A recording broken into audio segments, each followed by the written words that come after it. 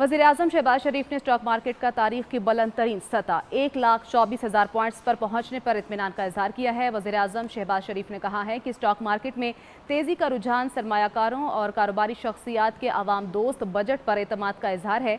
Budget में आम आदमी पर टैक्स का मजीद बोझ नहीं डाला गया। तनख्वाहों में इजाफा और टैक्स में कमी से नौकरी पेशा अफराद को रिलीफ मिलेगा। अल्हम्दुलिल्लाह मुल्क की माशी तरक्की का सफ़र शुरू है। पाकिस्तानी अवाम ने कुर्बानियाँ दी। अब हम सबको मिलकर आम आदमी की ज़िंदगी में बेहतरी लाने के लिए मेहनत करना है। वज़ीर-ए-आज़म का मज़ीद कहना था कि महंगाई की शरह में कमी, ज़र मुबादला के ज़खायर, तरसीलात ज़र और बरामदात में इजाफा मुआशी टीम की शबाना रोज़ मेहनत की बदौलत मुमकिन हुआ।